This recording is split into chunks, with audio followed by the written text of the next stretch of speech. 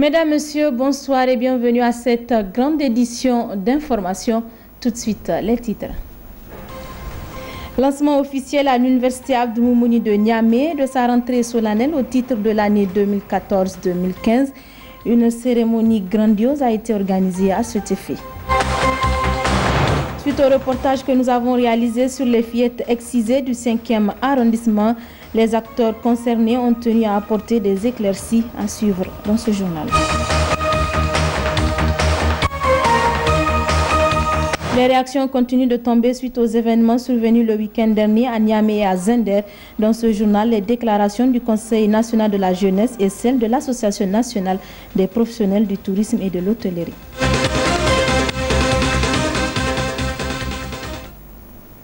Chers téléspectateurs, bonsoir. Suite aux agressions dont a été victime la presse le week-end dernier, le Ben ANDDH a effectué une visite de compassion ce matin à la radio-télévision Ténéré. Suivant à cet effet, Ali Saïdou, il est le vice-président de l'ANDDH. Vu des événements du 16, 17 et même 18, vraiment l'ANDDH est profondément, j'allais dire même attristé par le comportement sur les hommes des médias d'une manière générale, mais aussi par rapport à l'application des textes qui doivent régir notre pays, conformément aux règles éthiques et déontologiques qui doivent régir la presse. On ne peut pas comprendre qu'un journaliste, dans le cadre de l'exercice de ses fonctions, soit bastonnadé. Le monde l'a vu, cette image a tourné dans le monde entier. Parce que si on regarde sur les médias, on le constate partout, aux États-Unis, partout dans le monde entier. Sachons pertinemment qu'aujourd'hui, nous sommes dans le monde, c'est un village planétaire. Donc tout ce qui se passe aujourd'hui à Niamey est su dans le monde entier. Et qu'on s'attaque aux hommes qui défendent la liberté tout court, j'allais dire. C'est pourquoi l'ANDDH voulait manifester justement en mettant cette banderole-là qui dit que l'ANDDH est pour la liberté de la presse. Toujours par rapport à l'agression dont a été victime les journalistes, le Ben ANDDH a rendu public ce communiqué de presse. Le bureau exécutif de l'Association nigérienne pour la défense des droits de l'homme, le Ben ANDDH, réuni le samedi 24 janvier 2015, fait la déclaration suivante. Considérant les violences exercées sur les journalistes de divers organes de presse lors des événements qui se sont déroulés la semaine dernière à Niamey, violences qui ont conduit tous les médias privés à observer pour la première fois au Niger 5 minutes de silence radio et écran noir, tant les faits étaient graves et jamais vécus. Que ces violences gratuites à l'endroit des journalistes dans l'exercice de leur métier ont largement terni l'image des forces de maintien de l'ordre et au-delà l'image du régime, voire du pays tout entier. Considérant les circonstances dans lesquelles ces violences ont été perpétrées sur les médias, traduisent une volonté manifeste d'obstruction à la liberté d'expression, au droit à l'information et à la liberté de presse. Le Ben ANDDH déplore et condamne avec force ces violences gratuites à l'encontre des médias et des journalistes dans l'exercice de leur métier, apporte son soutien ferme à la lutte pour la sauvegarde de la liberté de presse, d'expression et du droit à l'information engagée par les médias privés. Lance un appel pressant aux plus hautes autorités pour qu'elles mettent tout en œuvre pour préserver la libre expression des droits et libertés consacrés par la Constitution, conformément au serment coranique qu'elles ont prêté devant Dieu et devant les hommes et aux forces de maintien de l'ordre, à plus de retenue et de discernement dans l'exécution de leur mission. Fait à Niamey le 24 janvier 2015, signé le président Jibril Abarchi. La suite donc de cette édition, lancement officiel hier après-midi à l'université Abdou Moumouni de Niamey de sa rentrée solennelle au titre de l'année 2014-2015. Une cérémonie grandiose placée sous le haut patronage du ministre d'État, ministre de l'Agriculture, représentant le premier ministre Damara Fassouley et Hassan Adamou Ide pour le compte-rendu. L'ANEL a plus d'un titre et placé sous le haut patronage du ministre d'État, ministre de l'Agriculture, représentant le Premier ministre. Cette cérémonie a dans un premier temps été marquée par la minute de silence observée à la mémoire du professeur Hamidou Harouna Sidikou, qui, au cours de sa très longue carrière, a contribué pleinement au rayonnement de l'université Abdou Moumouni. Puis, l'hymne national du Niger.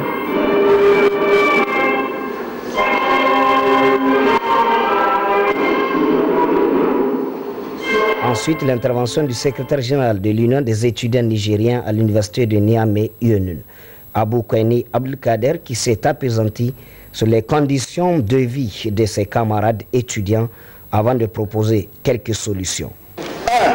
1. Augmenter le budget de l'université pour permettre d'assurer le recrutement du personnel enseignant et du personnel administratif et technique. Fixer le début et la fin de l'année académique en déterminant un délai précis qui doit être respecté pour les cours, correction des copies et les délibérations. Finaliser tous les chantiers en cours et construire des bibliothèques et laboratoires modernes. Veiller au respect des règles d'éthique et de déontologie à l'université de Niamey. Le recteur a pour sa part mis à profit l'événement pour parler des diverses réformes au niveau de l'institution dont les effets commencent déjà à se faire sentir. Ces indicateurs en sont la preuve parfaite. Taux global de passage 65%, 2000 étudiants inscrits en master, 100 candidats pour la promotion des écoles doctorales, 150 articles publiés par an, sans oublier les colloques et réunions scientifiques de haut niveau abrités par l'université Abdou Moumouni de Niamey, certifiant ainsi de sa visibilité internationale. Ces réformes ont été possibles grâce à la prise de conscience des enjeux, à l'engagement et au soutien de toute la communauté universitaire. Les enseignants-chercheurs, les étudiants, les PAT ont tous souscrit à accompagner ces programmes de réforme. Cependant, si nous nous prenons garde, cette situation reste exposée au risque de fragilisation et même de détérioration. En effet, rien que tout récemment, ce n'est pas moins de 20 enseignants-chercheurs qui ont été ponctionnés sur les effectifs de l'université Abdou Moumouni. Il faut préciser que c'est le cœur de notre dispositif qui a été atteint quand il s'agit des enseignants-chercheurs du rang magistral, donc encadreurs des thèses des futurs docteurs qui devraient, dans 3-4 ans, couvrir les besoins de nouvelles universités. Quoi de plus normal quand on sait que la renommée internationale des enseignants-chercheurs et chercheurs n'est plus à démontrer, en témoignent les résultats obtenus à la session 2014 des comités consultatifs interafricains du Conseil africain et malgache pour l'enseignement supérieur CAMES. À ce jour, ce sont 24 professeurs titulaires et directeurs de recherche, 70 maîtres de conférences et maîtres de recherche, 115 maîtres assistants et chargés de recherche qui sont valablement inscrits sur les différentes listes du CAMES. Et comme cette panoplie de réformes requiert à l'évidence la mobilisation des moyens colossaux susceptibles de permettre à l'institution de remplir véritablement ses missions, le gouvernement n'a pas lésé sur les moyens pour appuyer les efforts des autorités rectorales, a souligné le ministre de l'Enseignement supérieur, de la Recherche et des Innovations. Ainsi, la subvention que l'État accorde à l'UAM a connu en moins de 4 ans un bond de 74%, passant ainsi de 6 milliards 24 millions en 2011 à 10 milliards 500 millions en 2014. De même, le budget du Centre national des œuvres universitaires a connu une substantielle augmentation de 33%, passant ainsi de 1 milliard 500 millions en 2011 à 2 milliards en 2014.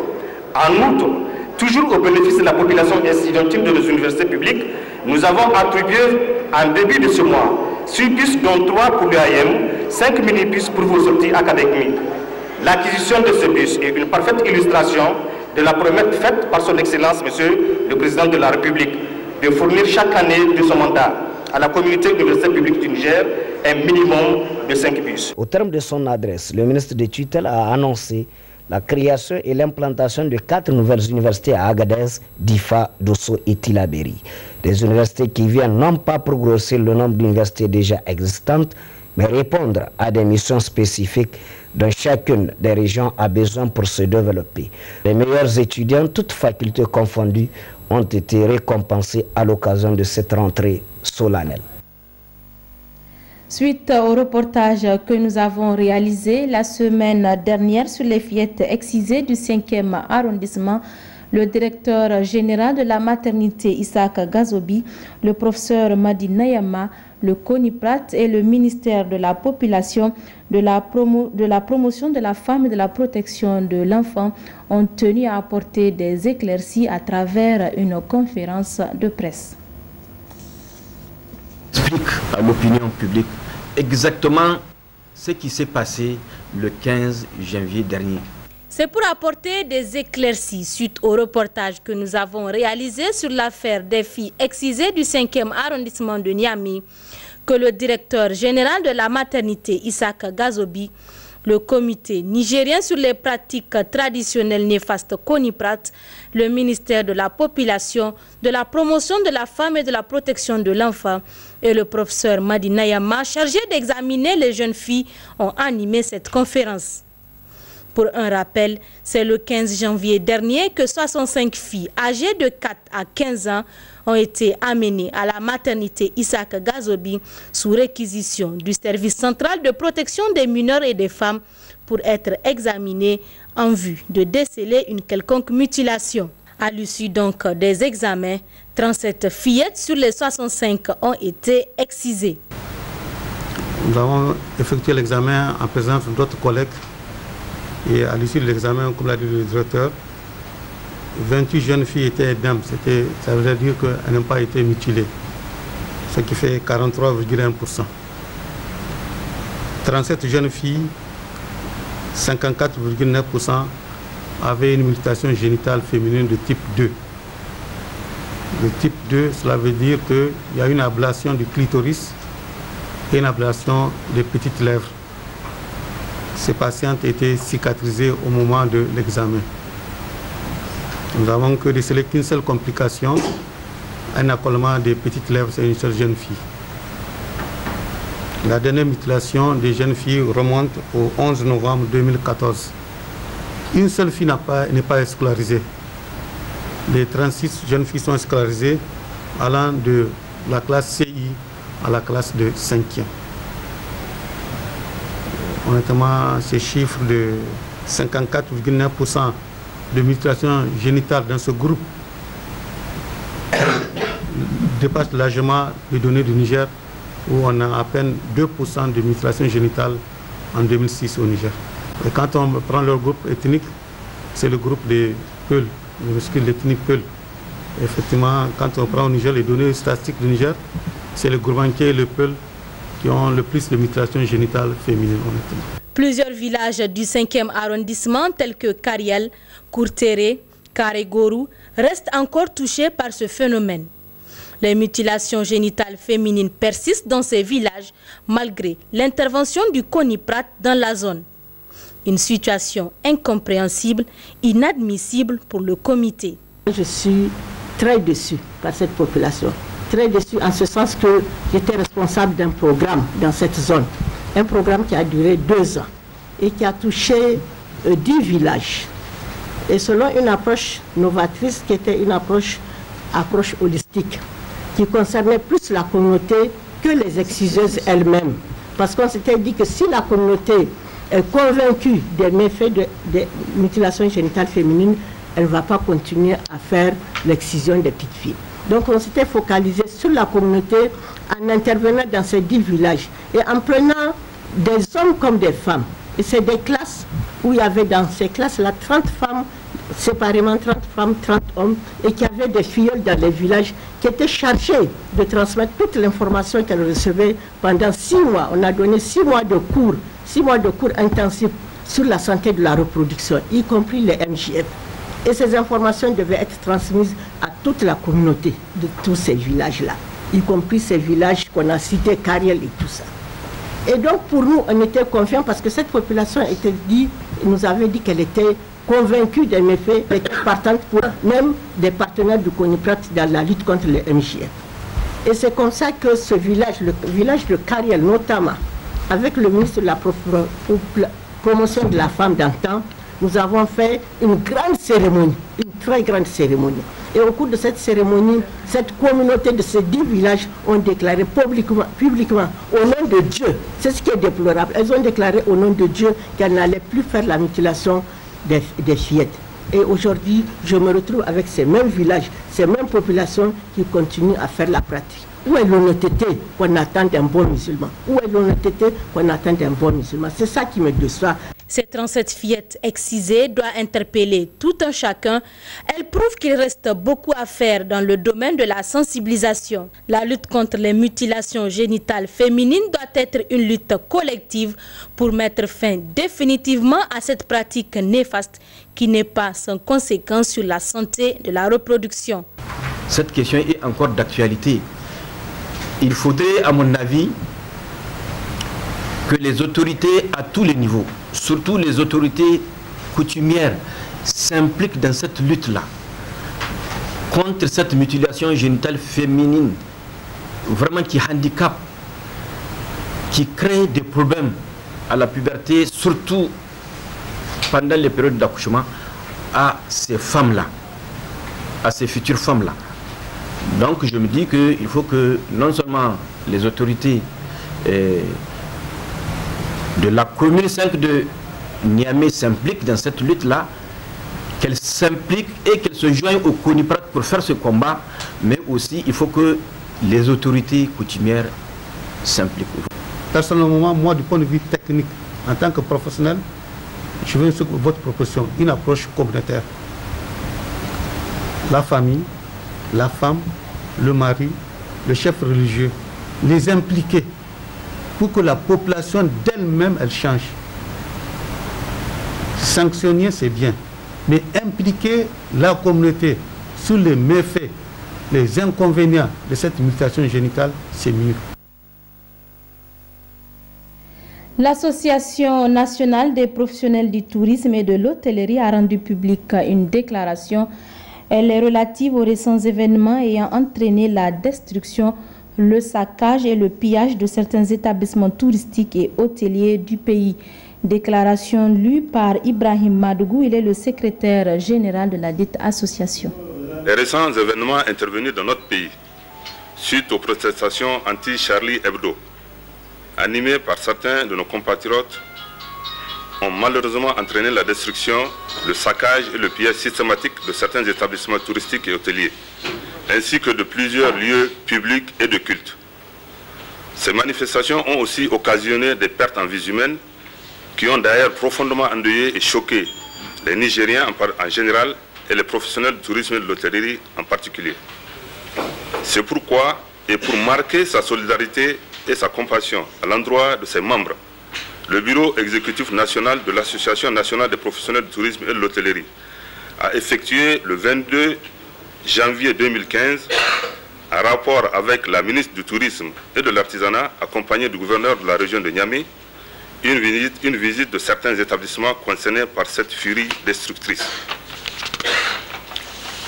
Cette visite a permis de constater de visu l'ampleur des dégâts subis par ces établissements et d'apporter un soutien moral à leurs promoteurs en pareille circonstance.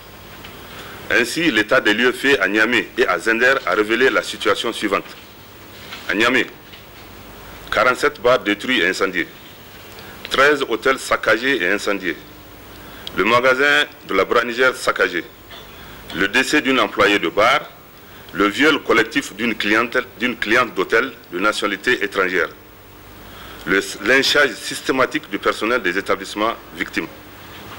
À Zender, 10 bars détruits et incendiés, un hôtel en construction pillé. Au regard de ce qui précède, l'Association nationale des professionnels du tourisme et de l'hôtellerie, 1. condamne avec la dernière énergie les actes de vandalisme et de barbarie perpétrés contre ses membres. 2. demande et exige du gouvernement de rechercher, juger et sanctionner les coupables de ces dérives macabres conformément à la loi. 3. sollicite du gouvernement le dédommagement des victimes dans un meilleur délai afin que ces derniers puissent très rapidement reprendre leur activité. 4.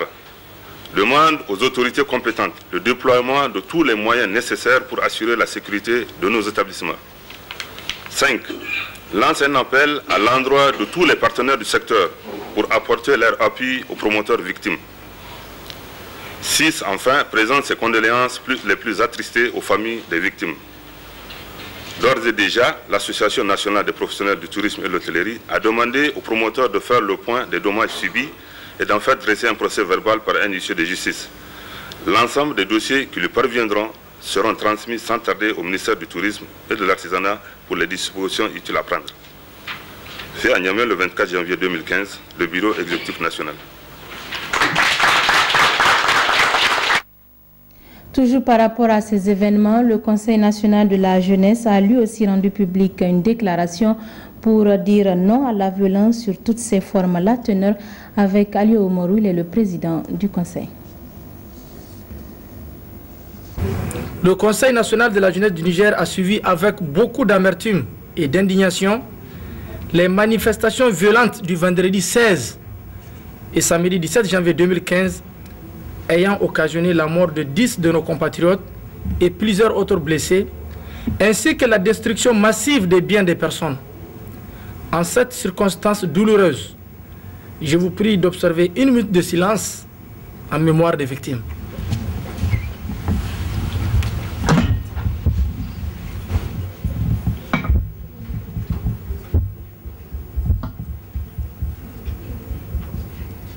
Merci.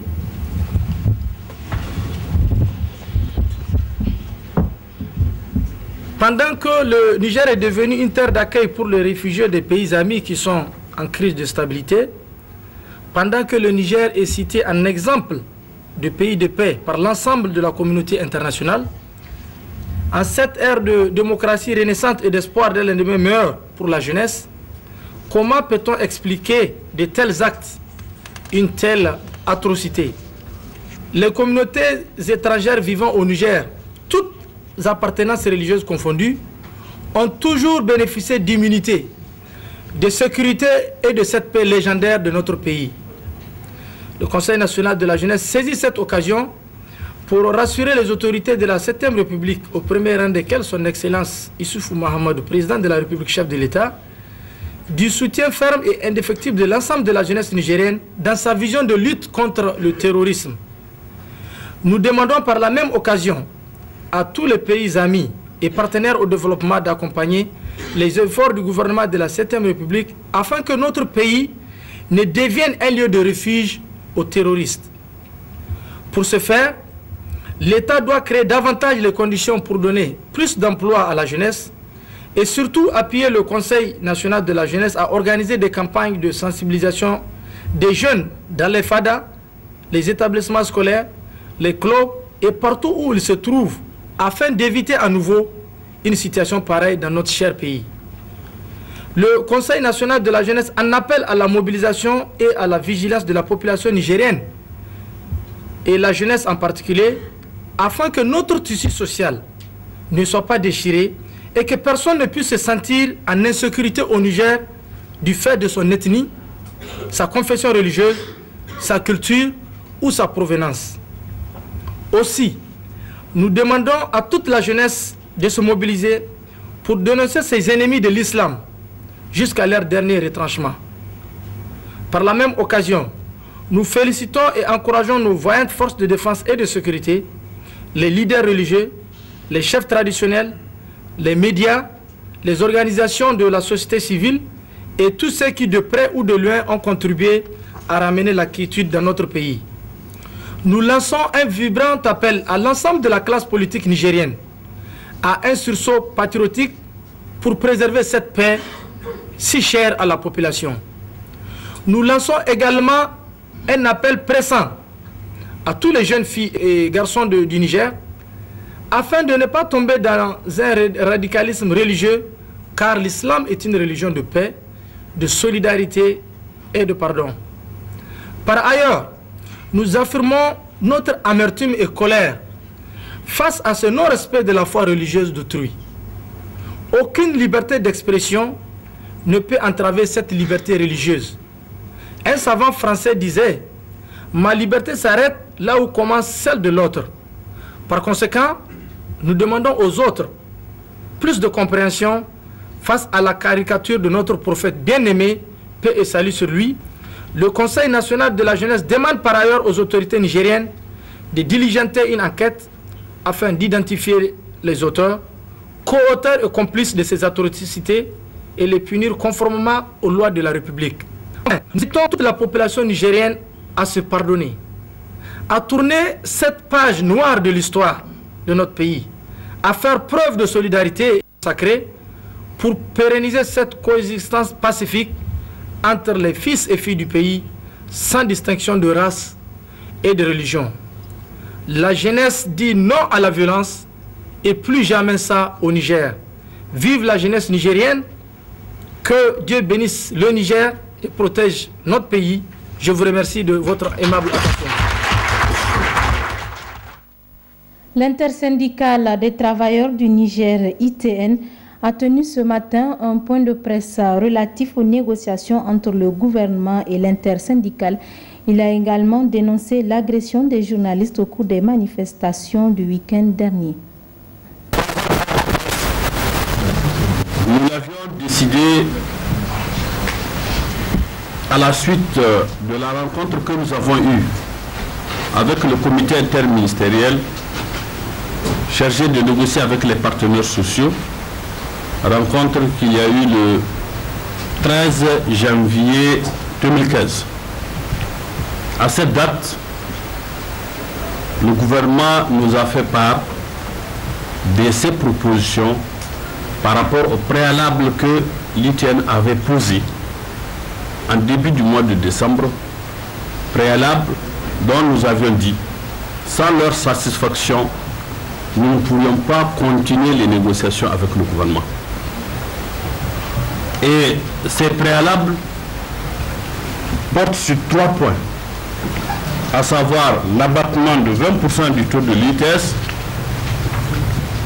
porte sur le régime des primes et indemnités des agents de l'État et sur la réactivation du code de rappel. Pourquoi d'abord les préalables pour la poursuite des négociations? Je dois rappeler que le 12 février 2012 et le 2 novembre 2012, nous avions signé respectivement un protocole avec le gouvernement et un autre protocole additionnel, toujours avec le gouvernement. Et différents engagements ont été pris par ce gouvernement par rapport aux points qui ont fait objet de négociation. Cependant, dans la mise en œuvre, nous avons remarqué que sur ces 3 points, le gouvernement n'a pas jusqu'à aujourd'hui donné une suite favorable.